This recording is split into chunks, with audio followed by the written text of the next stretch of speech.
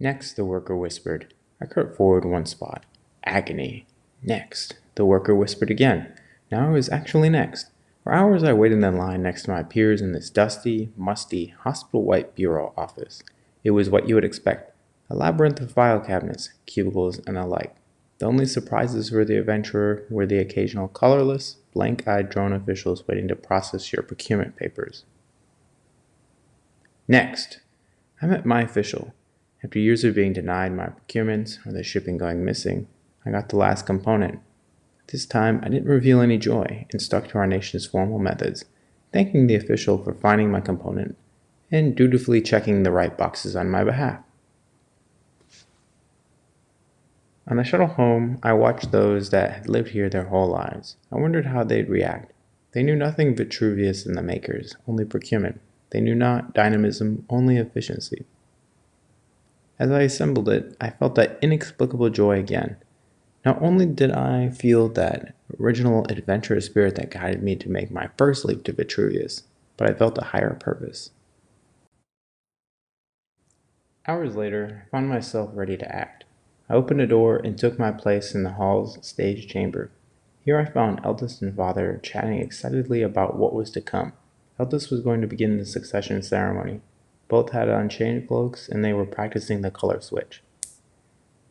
As Father's rich purple faded white, Eldest matured from light blue to Father's purple.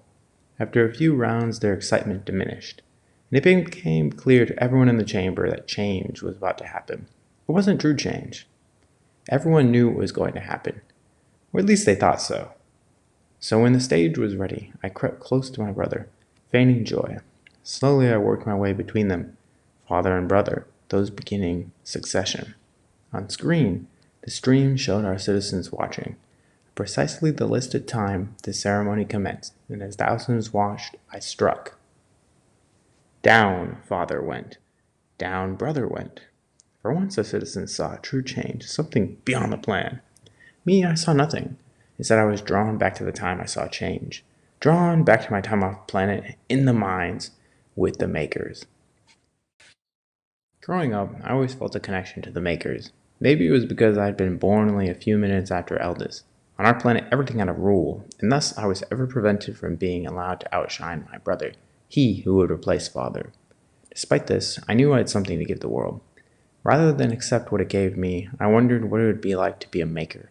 Those that look at the world, saw a need, and created anew to make another world. In their world, there was no finite pie. It could always grow, and there was always opportunity. In their world, there really was no world. There was many. At a critical point in our development, my brother and I were no longer allowed to receive the same education. I, a highborn, but not destined for succession, would have to complete my training on another planet with other highborn. On the other hand, my brother would receive special training from father about how to operate Earth. On the day my brother and I were to begin these separate studies, I noticed the ship for my education was stationed next to a procurement ship from Vitruvius. Vitruvius was where the makers lived. So knowing that we were mere highborn drones with no labeling, I accidentally took the wrong ship so that I'd head to Vitruvius. The others would be refining their formal methods. I would journey, and I would learn something unknown. The thought of the unknown started my heart, and for the first time since my initial training, oh so many years ago, I felt it pound. As I snuck within the ship, I wasn't sure what to do. Initially, I debated how I should contact the makers. I was so nervous and couldn't figure out what to do with all this freedom. Overwhelmed, I focused on finding a hideaway until I knew what to do. The best thing I found was a set of benches with an open space beneath them. I started to hear voices above me, so I drove underneath the benches. For 10 minutes, my chest beat so hard I almost forgot about the voices. After a time, my heart stopped bouncing off the floor, and the voices, they returned. It was tough at first, but eventually I heard through their accent and deciphered their conversation. Listen here. Hey, why should I? Not seriously. Hurry before he can. They didn't wait their turn. I felt a powerful embarrassment on their behalf, and my face started to glow red, burn red even. They spoke like children, out of order. Instinctually, I drew a breath. Oh no. The speaker stood up, peeked beneath their seats, and found me. They knew. How pale! That's a highborn. Did we steal him? This last comment was followed by a round of no from pretty much everyone that had spoken. Thinking for a moment, I searched through my formal methods trying to find a way to respond. Standing there, watching the makers, made me uncomfortable. I didn't know what to do. There was no training for this. I'm not sure if it was an accident, an impulse, or just active poor decision making, but I said, no, I chose to be here. They were shocked. In all likelihood, they'd never been addressed by a highborn. The code prohibited it. I'm here because I'm curious, I continued. I want to see the minds. I want to see the makers. We don't make anything on Earth. The tallest of the lot, the one who had been interrupted the most, responded, You'll never last in the mines. You must be built before you can build. We can take you with us, but you're going to have to fend for yourself. There aren't that many procedures to follow, and worst yet, since we cannot tell anyone of your status, you'll have to work the debts like every other initiate. Tony, I think he could make it. We could take him under our wing. Little one, I'm Ruslan. Who are you? I am Faber, I responded. From that moment, they took care of me. And boy, did I need it. This was the first time I'd been off planet, and my body quickly deteriorated, even my eyesight. Eventually, I was forced into stasis pods until we made it to Vitruvius. Vitruvius was the Maker's planet. A key component of the planet was its mineral production.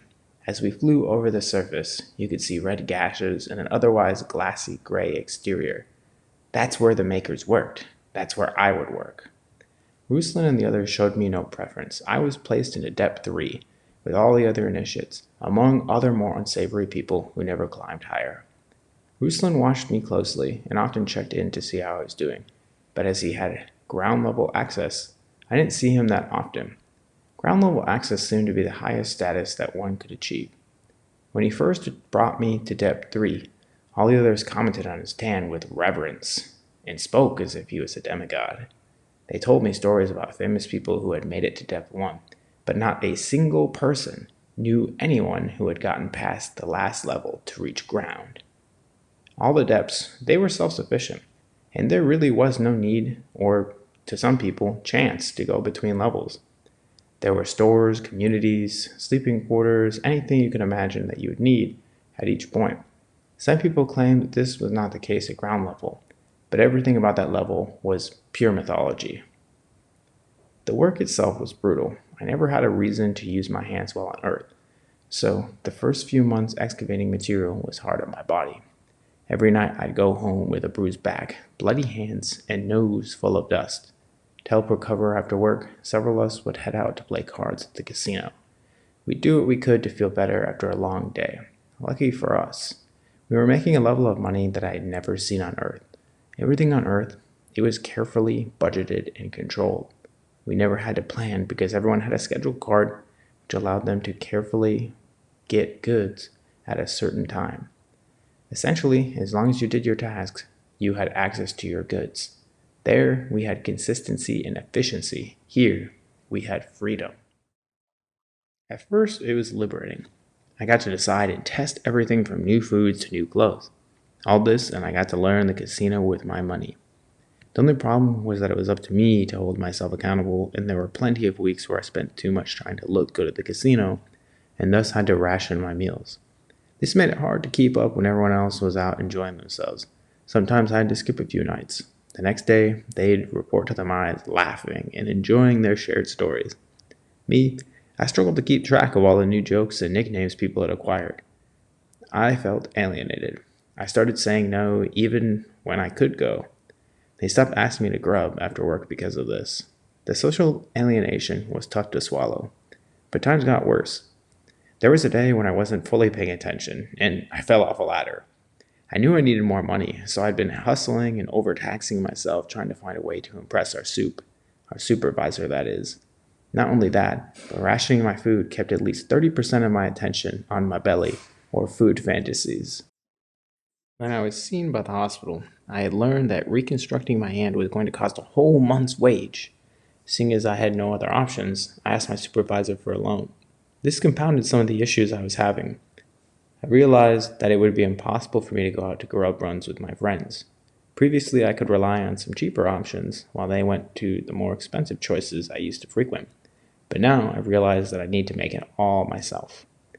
It was really tough at first. I couldn't seem to find a way to get the time. I felt like all I was doing was cooking. Work, cook, work, cook. Eventually, I had enough. I started thinking that there must be a way to crack the cycle. I realized that if I cooked the same thing every time, I could get some tools to make it go faster. Slowly, I saved money and bought tools that made life a bit easier. A bigger pot so that I could cook more and clean less. A big knife that allowed me to chop food into smaller, faster to cook bits. I even realized I could reuse the pot for other cooking and mix everything together at once. Over time, I began to master this, and I began to notice that I had been eating away most of what I made in the mines. It also seemed like there were other items that I bought as if they were food. When I bought clothes, I tended to overbuy, and I'd wear them for a few weeks until I felt bored and yearned for new colors. There were a few articles that I hadn't even worn more than once, some never. Mentally, it was basically as if they had been destroyed following one or less uses. It didn't stop there. It was over how I treated the tools I had at my job. As soon as a glove was torn, I'd just throw it. So I kept buying a meal's worth of gloves pretty much every week, when in reality it was often a different hand that broke each time. So I began saving the old gloves and repurposing either one side, keeping spares, or stealing the materials to save future gloves. Eventually, this made me realize that there was some value in paying more now for gloves that were higher quality, and slowly I broke a different cycle. Learning to treat my tools as more than consumables slowly infected how I treated everything. I started wincing when I went out with my previous friends. The amount of waste that they produced was appalling. It was as if everything was food, even our platoon shared tools. Instead of treating it like a common investment, they just dropped the tools as if they could be easily acquired again, not realizing how much we'd have to suffer if that thing broke. Over time, I began to use my payments on somewhat risky big buys that would save me time in the mines. For instance, I bought an extra battery so I wouldn't have to stop my haul like everyone else. As I accumulated these tools, eventually I started getting more done, to a point where our supervisor started noticing. First, it was a compliment about how much haul I was bringing in each day. Then, he started giving me some new opportunities. First, was that I now got a chance to ship our haul to Depth 2. It was tough to do at first. Climbing levels like that every day had a physical and social toll. See, my friends noticed that I had stopped some of the waste that they thought most people should engage in, and said I had gone cold. Then they alleged that I thought I was better than them because I'd been to Depth 2. I did all I could to convince them otherwise, but they didn't understand, and I began to feel alone. After weeks of loneliness, my supervisor told me that he was going to assign me to Depth 2. Feeling like I had nothing to lose, I accepted and started a new story. Life was different. Most people were like the new me. They realized they couldn't keep consuming and wasting their time or money. The second thing I noticed was that people seemed to be a bit more focused on themselves and a bit more territorial. They were more competitive, that was for sure. Even though this level wasn't as hierarchical as life on Earth had been, people were constantly trying to climb to the next level by pointing out how much more of something they could do than another. Although the people problems were different, the biggest difference was that we worked on something much different. Here, I was a different sort of builder. Instead of acquiring materials for others, we were using those materials to build out the mine's infrastructure.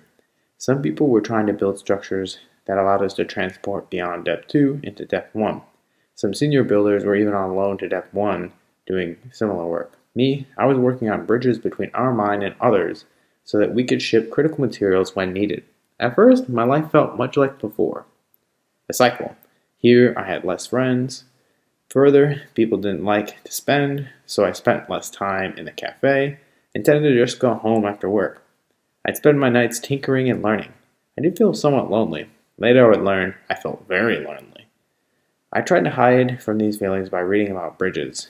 I learned a lot about their history and the benefits they provide. When I worked, I started noticing some other benefits that these wonders brought. As I walked home one day, I started having to scramble around all the people on the bridge. Many of them seemed to be young couples enjoying the sunset. Here, the bridge was a gathering ground that kept people tightly linked. The aesthetics of the bridge were also pleasing, and many others expressed community pride because of this. Further, since our bridges were lit, they helped nightly navigators find their way through the mines and probably kept a lot of people from getting lost. All this convinced me that not only was it fun to build, but that it was important. We literally made the world a better place. Some peers thought they deserved better than bridge building. They'd constantly complain about how they wanted to leave the mines or about how much of a chore it was to be a builder. At times, like after I returned home with a torn up back and with dust up all up in my nose, I agreed with them. However, the next morning, I'd remember my time on Earth where we couldn't build, where we weren't allowed to take initiative, and where our structures were unchanging. Slowly, I stopped agreeing and eventually grew a bit sick.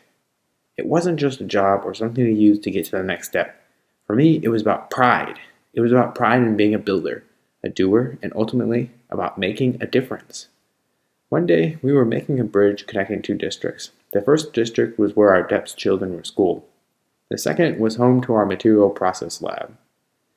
Our goal was to help the scientists have a better opportunity to tutor the community's children by making travel easier. Unfortunately, I didn't think my team understood the importance of what we were doing. Besides the usual complaints, I noticed that people kept shirking their duties whenever it benefited them. Obviously, one shouldn't kill themselves working. Otherwise, they cannot, fulfill their duty. But still, what we were doing justified going above and beyond, that's for sure. One day, I saw someone miss a nail that we were placing in a support beam, and I lost it. For the first time, I felt anger. I felt a bit of sweat form on my brow, followed by a bit of shaking, and suddenly, it was like I was blind. I don't even remember what I said. All I remember was returning back to sanity and feeling the echo of my voice. My peer didn't take too kindly to that, and neither did his friends. So hours later, I recovered from their fists. They were gone, and so were all the other members of our Bridges platoon. What I said to them wasn't convincing, but I knew it was right. There was a beauty to what we were doing. It would set up our DEP's little builders for a much better life than ours. Perhaps it would also set them up to make it to a higher level than we ever could. So while my body was damaged, my belief in our mission was strengthened. What we were doing was more than just a job. Inspired by this realization, I looked for something to make a difference on and to highlight how important this project was. From my reading, I remember famous builders that had graduated from our DEP school. I thought for a minute and then began some furious work. After hours of toil, I stood back to inspect my work. Now, at the end of the bridge, 4 of our DEP's most famous builders were edged into the bridge's support beams. Our colony's paragon builders would greet the researchers and students as they too worked to improve the world in their own way. Even though my next day would be brutal, I felt joy. It was as if I had conquered some illness, maybe just a jobism, and I was whole again. Funnily enough, just as I felt like I was going to drop, the platoon showed up. Well, now it's time to suffer, that's for sure. I myself somewhat hurt our mission because I kept missing nails and wasting them, and even had to cycle back because I was so tired I forgot to even put any in one of the support structures. Although, when we got towards the end and people saw the carvings and I saw their smiles, I knew I made a difference. Eventually, rumors started spreading that I was here before everyone else. Therefore, it must have been me. The guys who pummeled me the other day charged that I had to face the bridge. They went right to our supervisor and said that the carvings were me. They said that it went against our duties. My supervisor called me over and asked.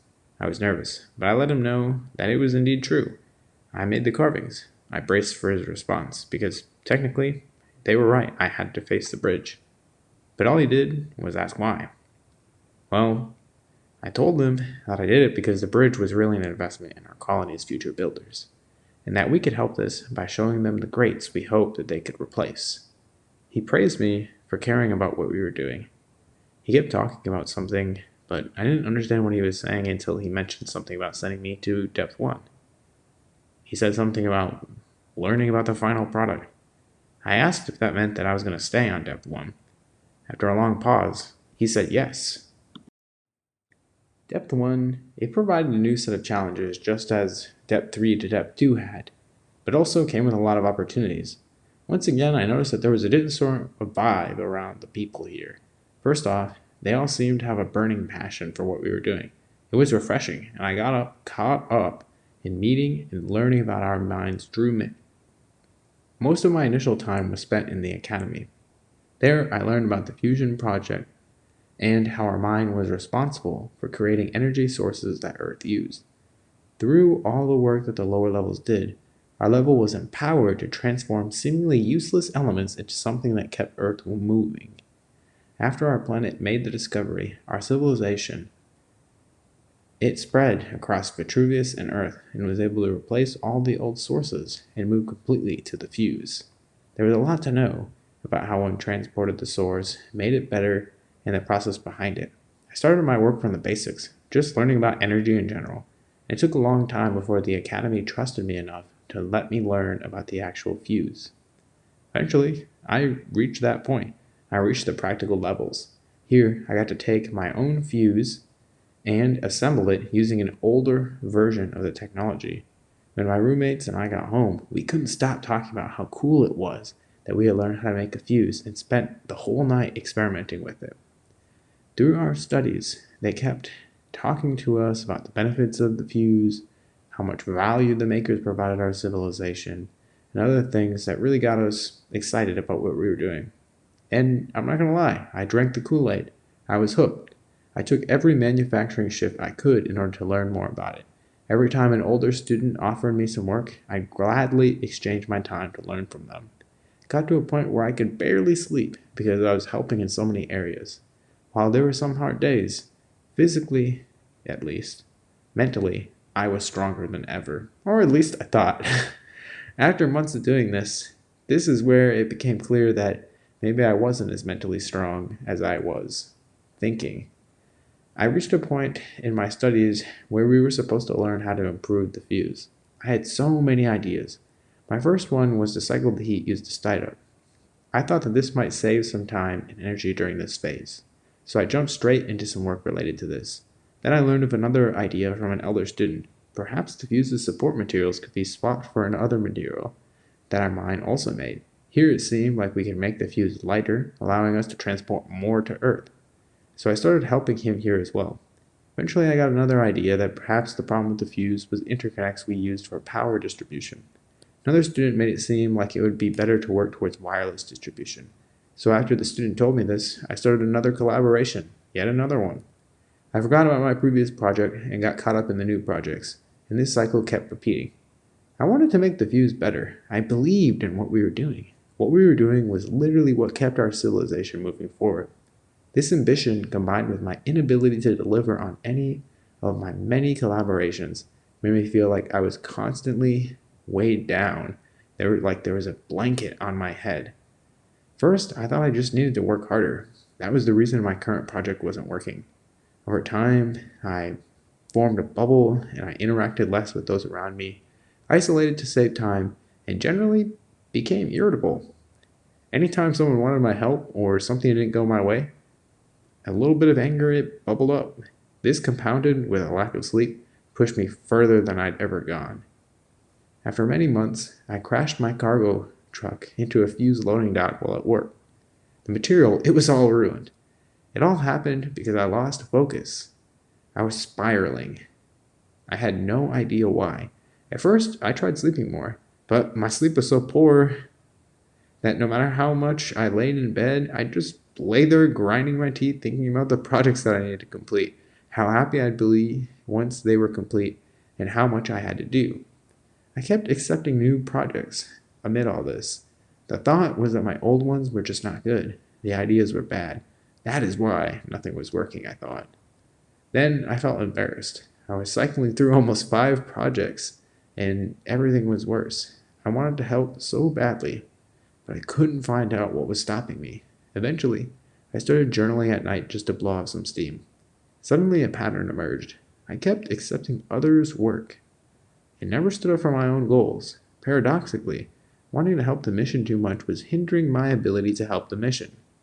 Further, because I was extending into areas where others had more knowledge, I couldn't trust my own conclusions.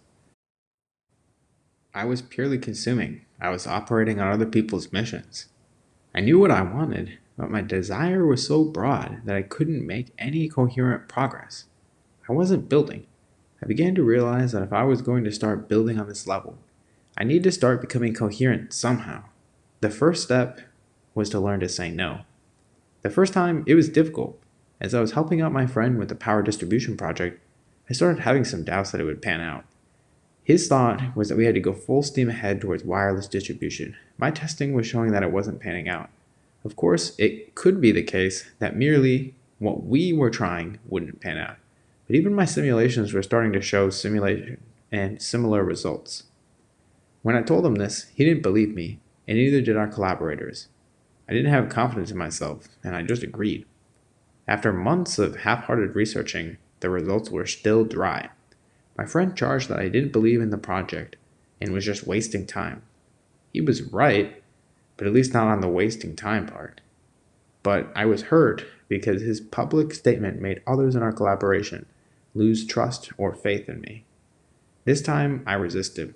I used my initial research into the fuse's startup problems and indicated that this power distribution scheme would only make it worse. I pointed to the fact that this startup has to have at least 30% efficiency, or the fuse's lifetime and overall output will be halved.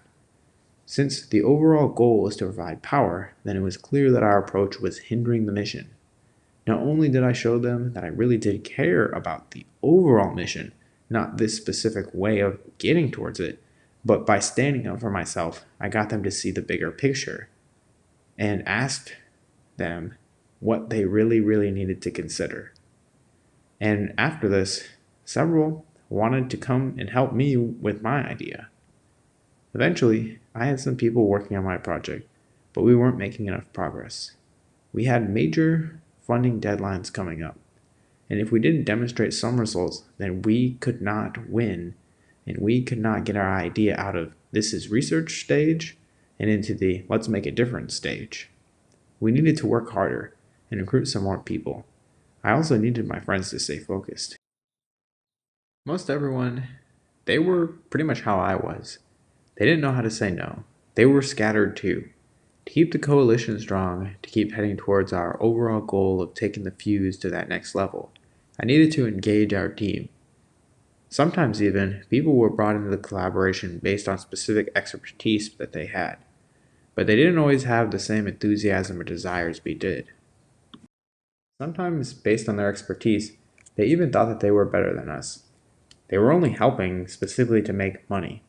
To get these guys to deliver, I need to defer to them, gas them up a little bit, make them feel good, and then use the trust I built to get them to take the leap and join us as true members.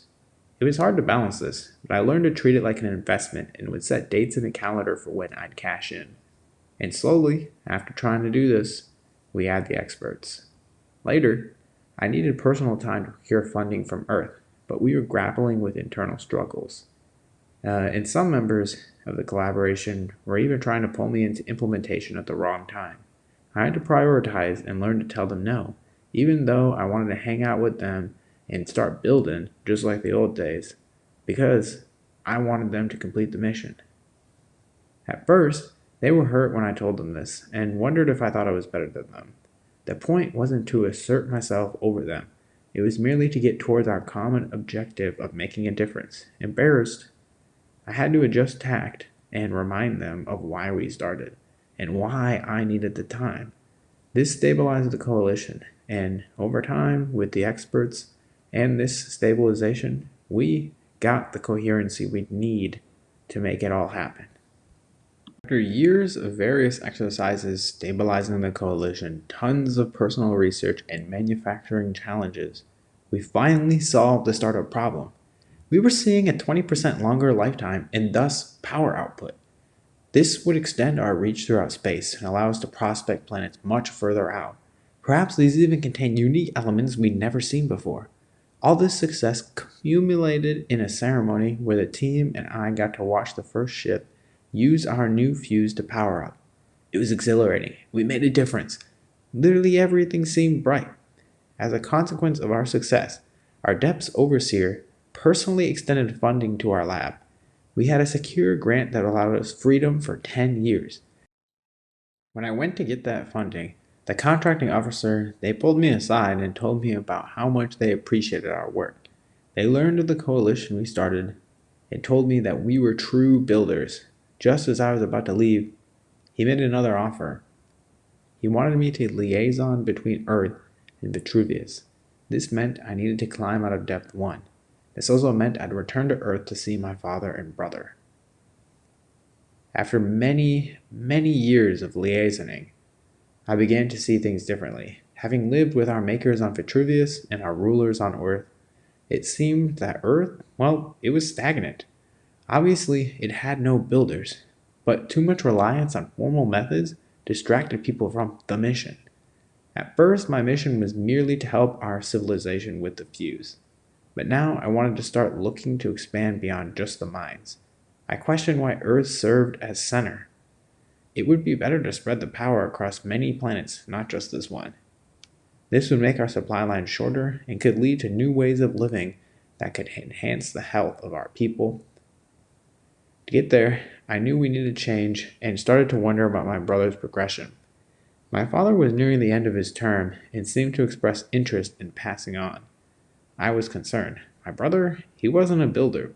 I tried to convince him that there was dynamism among the miners that we could use to move forward, but he wasn't having it. To him, there was no need. We had reached a level where most people were comfortable. I countered that they were only comfortable because the formal methods didn't allow them to think beyond their current conditions. It conditioned them to accept, to defer to tradition. I also pressed that the only way we were able to achieve stasis is because we used to be dynamic. So if we continue on this path, perhaps we'll see that we'll degrade and we'll lose the ability to get back to that state. He didn't even respond. Nothing I said worked. From that point, I knew what I had to do. And that's why brother and father are no longer here. With change in hand following that ceremony, I moved fast to capitalize. Here, I took what I had learned in the mines and applied it to our society. I prioritized removing any procedures that seemed counter to building, and eventually decided to remove all of them. I transitioned our ruling caste away from being just box checkers towards something closer to investors. I brought my people from the mines to the planet and started pairing Earthlings with our miners in a work program to show them how fuses, food, and most of our planet's good were made. It was a struggle at first, but once people found how something was made and they experienced it for the first time, we usually won them over. Like me, they felt how powerful it was to make. As a consequence, we saw explosive change in our society. The people started inventing new ships and all sorts of trinkets that could take us to planets beyond Earth. Unfortunately, this revolutionary spirit ran into issues. People kept seeing gaps in our rules, and eventually they developed their own versions of what our success could be. This was the point of what I had tried to experiment with. But it led to decoherence, and worse, crime, where people tried to steal from another's mission in order to protect theirs. Clearly, there was too much building, such that no building was going on. Counter to my values, I began to bring back regulations and formal methods I had repealed. This was hard because it required taming a few of our firebrands. Several of them, I sent them to camps to be retrained.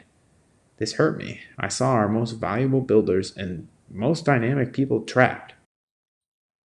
Some years after the formal methods were brought back, I saw that our society was performing a bit better on average and that crime had decreased.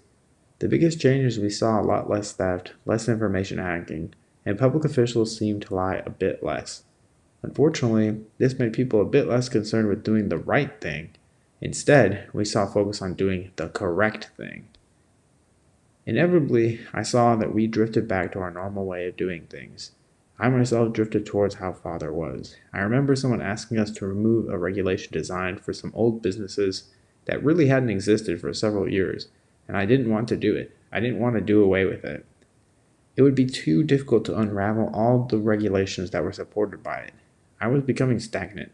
I was afraid, and ultimately, I was somewhat comfortable. The problem was at this time I knew that perhaps it was better to have these regulations. I wanted a dynamic society, but I couldn't let the builders have too much control. It seemed like there was no real way to control it. It seemed like the only way was to have it cycle between too much of one way and too much of the other. And that in the transition, perhaps for a little bit, we'd have that perfect coherence for a brief moment that would allow us to build. In my lifetime, I could never find a way to keep the dynamic society alive so that our society could expand indefinitely. Perhaps that was my limit. Maybe it was reflecting the final depth I couldn't escape, and one perhaps no one ever could.